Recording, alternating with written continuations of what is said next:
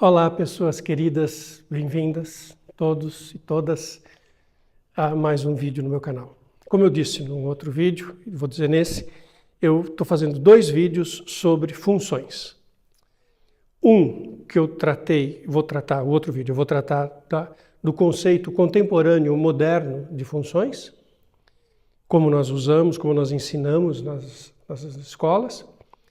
E esse vídeo que eu estou gravando agora, em que eu vou pontuar como que uma certa ideia evoluiu ao longo da matemática dos séculos e milênios. Mas eu queria deixar claro que tem um cuidado histórico muito importante para se tomar. O conceito de função é um conceito como nós sabemos, é um conceito do século XX. Um pouco antes, já por volta de Euler, já começa a aparecer a palavra, lentamente a palavra função. Mas nós não podemos dizer que na Mesopotâmia eles tinham o conceito de funções. É o que os historiadores chamam de um anacronismo. É pegar uma ideia contemporânea e tentar interpretar uma coisa de 3, 4 mil anos atrás com um referencial que não existia lá. E então não faz sentido dizer que na Mesopotâmia ou na Grécia eles tinham já o conceito de funções, que eles usavam o conceito de função. Eu vou contar rapidamente o que eles faziam. E a gente vê como que tem um embrião, que é um embrião que perspassa a história da matemática e que vai acompanhando a evolução e a sofisticação da matemática. Então, vamos lá. O que tinha na Mesopotâmia? Na Mesopotâmia eles faziam associações entre grandezas. Existem muitos estudos, muitas revisões sobre o significado dos tabletes mesopotâmicos, mas tem um certo consenso que alguns deles estabeleciam relações entre grandezas. Tem por exemplo, que é mais ou menos consenso entre os historiadores, que é uma tabela do comprimento da sombra de uma vareta ao longo do dia. Algumas pessoas interpretam que eles já estavam começando a fazer aí trigonometria, que isso poderia ser interpretado como um embrião de uma ideia parecida com a ideia de tangente, porque você está relacionando a altura de uma vareta com o comprimento da sua sombra, que seriam, digamos, os 2 catetos de um triângulo retângulo. Bom, mas o que tem nesse tablete é essa relação entre 2 grandezas, horas do dia e comprimento da sombra de uma vareta. Então, numa linguagem atual, mas que seria anacronismo dizer que os mesopotâmicos tinham uma função, mas é como se estivesse associando a hora do dia o valor do comprimento da sombra de uma vareta fixa. Então, para cada hora tem um comprimento de vareta. Eles não estavam pensando em funções, mas eles estavam associando grandezas. Então, desde que o homem começa a pensar em termos matemáticos, é muito natural que ele associe grandezas. E isso vai acompanhando a evolução da matemática. Na Grécia, se nós olharmos o que eles estavam fazendo, eles também estavam associando grandezas. Muitas vezes a gente pensa, muitas vezes a gente até fala, que o Arquimedes descobriu uma série de fórmulas para cálculo de área, por exemplo. Que o Arquimedes descobriu que a área do círculo é πr². É uma tentação para nós, contemporâneos, escrever assim, que a área do círculo é πr² e apresentar isso como uma fórmula, uma função que o Arquimedes teria descoberto. Então, precisa tomar bastante cuidado com isso. O que era muito claro na Grécia? Tinha 2 grandezas, a área de uma circunferência e o raio, e tinha proporcionalidade. Então, quando nós vamos ler as coisas mais originais, o que estava se mostrando é que a área de um círculo é proporcional ao quadrado do raio. Então, para nós é isso, a área do círculo proporcional ao quadrado do raio quer dizer que a área dividida pelo raio é constante. E aí nós colocamos aqui modernamente que essa constante é π e chegamos na fórmula da circunferência.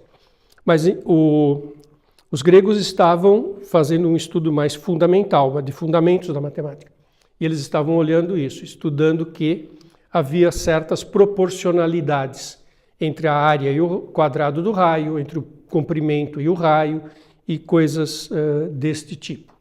Mas então não é correto dizer que os gregos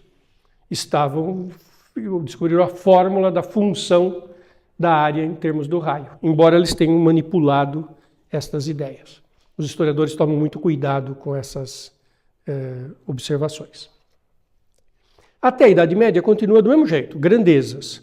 Então todo o estudo de geometria na Idade Média, todos aqueles estudos sobre a tentativa de demonstrar o postulado das paralelas, os estudos de quadratura do círculo, eles são todos repletos desse trabalho com grandezas e suas relações.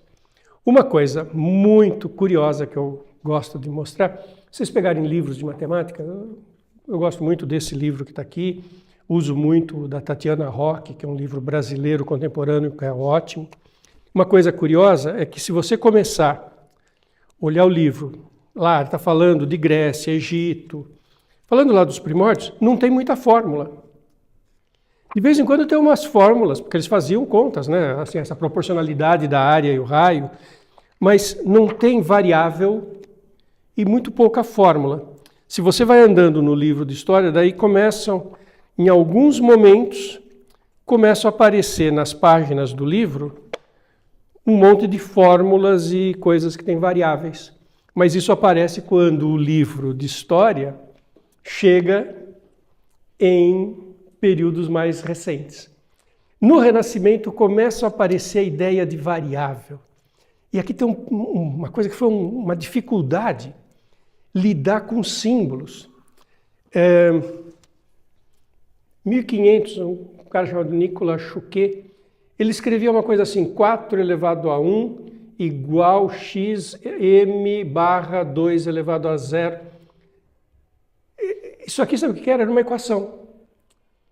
O 4, o expoente 1, é porque só tinha uma vez o 4. Se ele quisesse fazer 4 vezes 4, ele punha 2. Não tinha o sinal de igual. E ele queria achar um número que multiplicado por 2 dava o 4. Quer dizer, para descrever uma simplésima equação, 2x igual a 4, qualquer coisa assim, não tinha símbolo, não tinha letra, nada disso estava estabelecido. E muito menos o conceito de função. Essas coisas foram evoluindo. Século XVI, isso aqui é 1500. Século XVI, o Viette é um que introduz uma coisa que foi muito original. Ele escrevia, quando ele estava, o A era uma grandeza que ele estava tentando descobrir. E ela estava multiplicada por si própria 4 vezes. Né? Isso que nós escrevemos x elevado à quarta. Ele escrevia A, porque era uma grandeza que ele queria calcular e que no problema que ele estava analisando, ela parecia multiplicada por si própria 4 vezes. Então isso é interessante observar, porque até o advento do cálculo, até Newton, Leibniz, Euler, sequer escrever coisas com variáveis. Foi nessa transição, né, já um pouco antes de Newton, Leibniz e Euler, que começou a aparecer variável. Cardano, Fermat, vários matemáticos foram introduzindo e foram melhorando as notações. Não é o meu foco aqui, eu quero falar de função, mas então entre a Idade Média e o aparecimento do cálculo tem uma enorme evolução na notação e começam a aparecer variáveis. Então, Newton, Leibniz, Euler já trabalhavam com fórmulas, mas deixa eu detalhar algumas coisinhas muito curiosas para vocês. Por exemplo, todos nós sabemos que o Newton, criador do cálculo, né, ao mesmo tempo que o Leibniz, e que o Newton introduziu o conceito de derivada. Então a gente fala, o Newton sabia derivar. Ok. Para nós, hoje, derivada é derivada de uma função. Mas cuidado ao dizer que o Newton derivava funções. Eu vou mostrar um detalhezinho assim. O que o Newton fazia? Olha só, o Newton ele fazia assim, ele vai calcular a razão do incremento de x elevado a n, já tem essa notação, que isso já está nos séculos anteriores, de incremento de x e x elevado a n. Então, ele não fala que ele vai calcular a derivada da função x elevado a n. E nem tinha o conceito de função. Ele fala que ele vai calcular a razão do incremento de x e de x elevado a n. Aí o que ele escreve? Ele escreve assim, x mais o elevado a n menos x, e isso, menos x elevado a n. Isso aqui é o que ele chama, vai ser chamado, né, para nós, o delta x. Esse é o incremento no x elevado a n. E ele vai dividir pelo incremento no x, que é o O. E aí, ele vai fazer essa razão. Mas como é que ele chega nessa razão? Ele mostra que essa diferença, ela é da ordem de n, x elevado a n menos 1. Olha a derivada do x elevado a n. N, x elevado a n menos 1.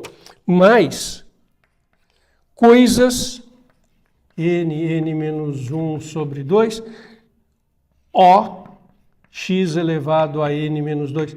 Quem que é esse o? É o incremento que ele fez aqui, o incremento que nós chamaríamos de infinitesimal. Então, o que o Newton mostra é que essa variação é dada por isso, e essas outras coisas aqui, tem esse O que vai para zero, que é o incremento, e aí ele mostra que esta variação essencialmente é dada por isso, porque esses outros termos são desprezíveis, porque tem o O. É muito diferente de dizer daquilo que passa pela minha cabeça quando eu falo o Newton calculou a derivada de x elevado a n mais x elevado a n. A gente olha para isso e fala, pois é, né? O Newton calculou a derivada de x elevado a n.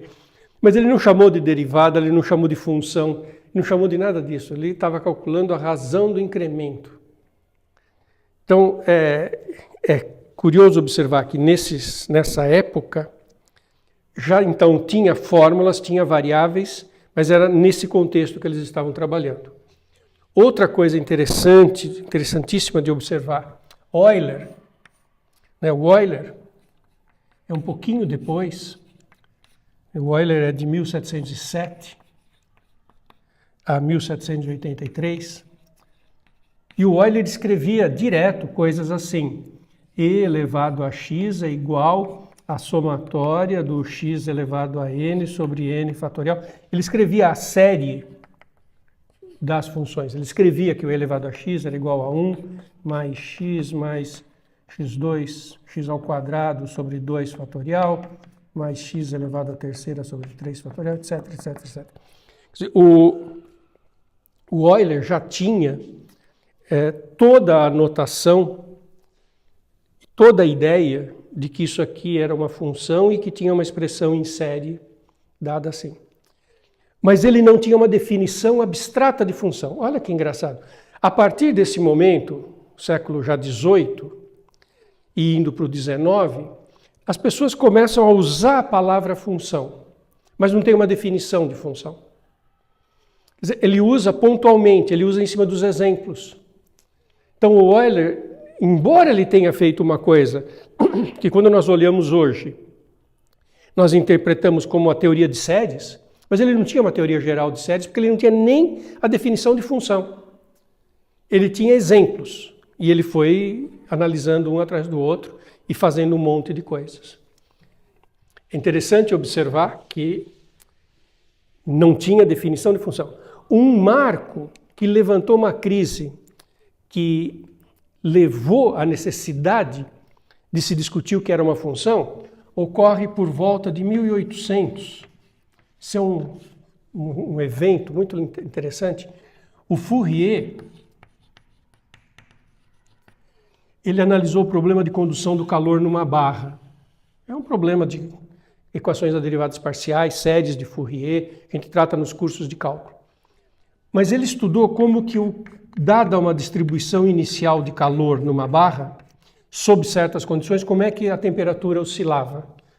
E ele chamou a distribuição inicial de uma função f de x, sem dizer o que era uma função, não tinha definição de função. E aí ele vai trabalhando no problema e vai chegando em conclusões. E as pessoas começaram a fazer perguntas, falaram, mas espera aí, essa conclusão que você está chegando vale sempre? Você falou que você dava uma distribuição inicial de temperatura, quer dizer, para cada x da barra você dizia qual era a temperatura, e aí você está fazendo essas aproximações, desenvolvendo em séries, mas isso é verdadeiro sempre? Qualquer que seja a distribuição inicial de temperatura, isso funciona? Numa linguagem um pouquinho nossa mais. As pessoas estão perguntando, mas espera aí, Fourier, para que classe de funções que isso funciona? Que você pode fazer esse seu desenvolvimento e chegar nessa conclusão. Observe que agora já estava se usando a palavra função e um questionamento, espera aí, nós precisamos entender melhor o que é isso, porque essas conclusões do Fourier são novidade, nós não estamos achando que ela tem a generalidade que tem, é preciso especificar melhor o que são essas Fs para saber se o que o Fourier fez funciona ou não. Então, nós estamos em 1800 e começa a aparecer a necessidade de conceituar o que era função. Ao longo do 19, isso perspassa toda a matemática. Eu tenho aqui um livro, que é um livro de cálculo usado na França durante o século XIX. Essa edição que eu tenho aqui em mãos é uma edição já do século XX, ela é de 1904, mas ela não é a primeira edição, já tiveram várias edições anteriores, e esse é a terceira edição, 1904, e esse livro já era usado nas faculdades de engenharia na França durante o século XIX. E aqui no fim, ele entra na definição de função. Olha que curioso, ele faz todo o livro sem falar que é uma função. Daí, aqui já, vocês estão vendo que eu estou já bem no fim do livro, extensão da ideia de função, intervalos, funções finitas e não finitas. Metade do século XIX não tinha definição de conjunto, então não tinha definição de função atual. E como é que ele fala em função? É muito engraçado, ele explica o que é o intervalo, porque não tinha feito a teoria dos conjuntos ainda. Então, olha, eu vou ler uma frase que está aqui. Quando números satisfazem exclusivamente a uma certa condição determinada, eles formam um conjunto. Quer dizer, ele está dizendo o que é um conjunto. Conjunto de números é números que satisfazem uma condição determinada. A teoria dos conjuntos não tinha sido feita, a teoria dos conjuntos foi feita na virada do 19 para o 20. Então, nas primeiras edições desse livro ainda não se tinha a teoria dos conjuntos. E aí, ele define o que é uma função em palavras, não a definição moderna. Então, ele fala que é coisas assim, que quando uma variável percorre todos os valores de um intervalo, lembra da definição moderna que a gente fala que é para todo x do domínio? Quando uma variável vai do número A para o número B, ocupando todos os valores, e uma outra variável é dependente apenas dela, então essa outra variável é uma função da primeira variável. E aí, que tem, por exemplo, uma definição. Uma função y igual a f de x definida no intervalo AB tem, por hipótese, um valor determinado para cada valor da variável x. É a história de que para todo x tem um único y. Ele diz isso em palavras, mas ainda não tem teoria dos conjuntos para que a definição de função se formalize. Na virada do século XIX para o século XX, Cantor, Dedekind, eles se debruçam sobre esse conceito e eles precisam do conceito de função de bijeção para construir as teorias de números reais, o que eles estavam fazendo, a teoria dos conjuntos, quantificar conjunto finito, infinito. E aí eles vão chegando perto do conceito moderno de função. Dirichlet, no século XIX, também foi um cara importante para que isso ocorresse. E no começo do século XX, aquele movimento Bourbaki, que houve na França, Nicolas Bourbaki é um nome inventado, e vários matemáticos começaram a escrever textos de matemática fazendo uma abordagem rigorosa da matemática conhecida. Nós estamos falando de 1930, quando é montado o grupo Bourbaki. E aí, num dos volumes iniciais do grupo Bourbaki, aparece pela primeira vez a definição de funções, como a gente entende hoje, a definição moderna, que é totalmente conjuntística, né, e falando de relações, de domínio contra domínio, e para todo x tem um único y. Quer dizer, a definição de função que nós ensinamos no ensino médio, ela tem 100 anos. E por quê? Porque ela é conjuntística. E a teoria dos conjuntos tem um pouco mais do que 100 anos. E são conceitos extremamente modernos. Ao longo da história, ideias que foram se aproximando cada vez mais. Desde a relação entre vareta e sombra e horas do dia na Mesopotâmia, até as fórmulas do Euler, do Newton, que não tinha definição de função. Eles aplicavam para os exemplos que eles estavam fazendo, embora estivesse tratando de ideias gerais, mas não tinha definição geral. E tudo isso culmina na virada do século XIX para o XX, e aí já começo do século XX, com o fecho do rigor, né? O cálculo com o Cauchy, o grupo Bourbaki, e aí o rigor matemático, a teoria dos conjuntos, se consolida e o conceito de função fica estabelecido do jeito que a gente sabe hoje. Eu acho interessante pensar um pouquinho, né, como que esse conceito evoluiu. Tá? Esse vídeo nós vamos ficar por aqui.